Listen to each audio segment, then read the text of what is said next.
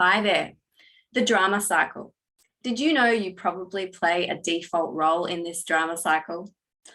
That's right. Most of us are not aware that we have participated in drama cycles our entire lives.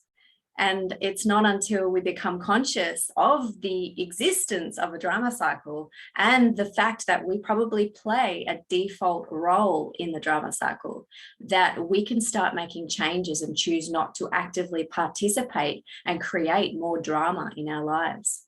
So when I learned about the drama cycle, it changed my life. And it was part of my NLP training, but it really changed the way I looked at the world and how I'd been creating problems in my life unconsciously, remembering that 95% of our mind is on autopilot most of the time. So this is all just about programming and becoming aware of our current programming and then transforming it when we bring it out from the shadow into the light. And I've talked about shadow work before. So let's talk more about the drama cycle. Well, the drama cycle demonstrates the often destructive interaction that can occur between people in conflict. Initially, a drama cycle arises when a person takes on the role of a victim or a bully. And this person then feels the need to enlist other players into the conflict. Now, the victim might turn on the rescuer, for example, while the rescuer then switches to bully. So you can switch roles, and this is normal. The role we play, though, is usually well established and part of our neural wiring or our programming, stemming from our beliefs, our values, and our experiences. And I've talked about that in another video, the 3 factors that determine our reality. So have a look. So drama cycles are all around us, believe me. But happy people are usually avoiding these drama cycles and they don't engage in them. And we all play a default role, but they've understood the role, they've stopped playing it and they stepped out of it. Now we play these roles under stress. When we wake up and stop playing them and instead choose to step out of the drama, we can just be observers, just like the observer in this picture. So we play the drama cycle every time we allow an outside influence to affect our emotions. And as a truth seeker, we are constantly under attack for bringing the truth to the light. We need to become super aware of these drama cycles so we can take back control and stop allowing outside energies to trigger old programming. So what are the roles in the drama cycle in a little more detail, I hear you ask?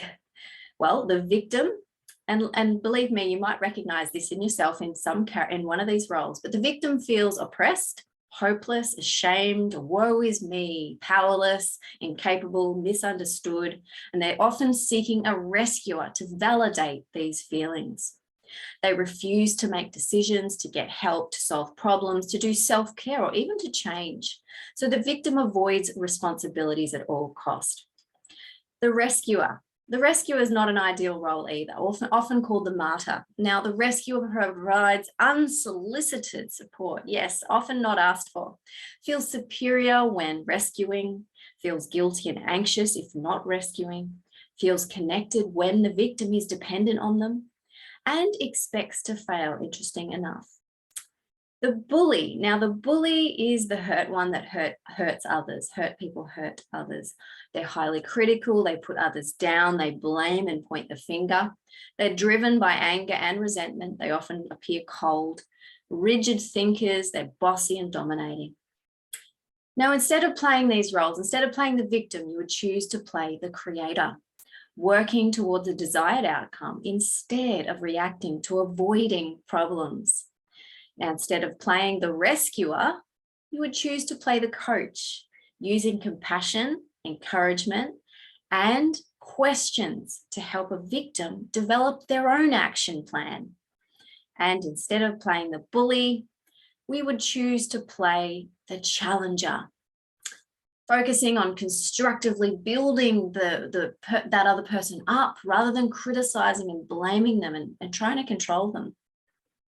A typical example of a drama cycle might be a very normal work situation where you find that the boss is a bully, and so you go to a colleague to rescue you and you go out for drinks to drown it all. Another example is very typically in a romantic relationship. One of the partners feels they are a default rescuer and the other partner is a default victim, and all is well for a while, but then the rescuer gets tired and overwhelmed and so acts out and becomes the bully and has an affair, or maybe abuses substances all of a sudden, or spends all the money, and then the victim gets scared and becomes the rescuer, reversing roles, and then the rescuer who became the bully feels bad and depressed and becomes the victim. And eventually, though, they both stabilize back to their default roles. But gosh, this is exhausting and dysfunctional, right? It's a dysfunctional way to be. So we want to avoid these drama cycles and learn to recognize when you play your old role and move to the better alternative. So what are the better alternatives again? Well, the victim becomes the creator, creating an outcome instead of avoiding problems. The rescuer becomes the coach, encouraging the victim to come up with their own action plan. And the bully becomes the challenger, constructively building others up.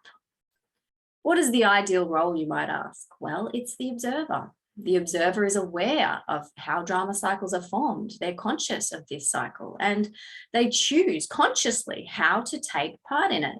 They simply step out of it, observe it, and then they might come up with a plan of action to play a role or to just stay out of it altogether.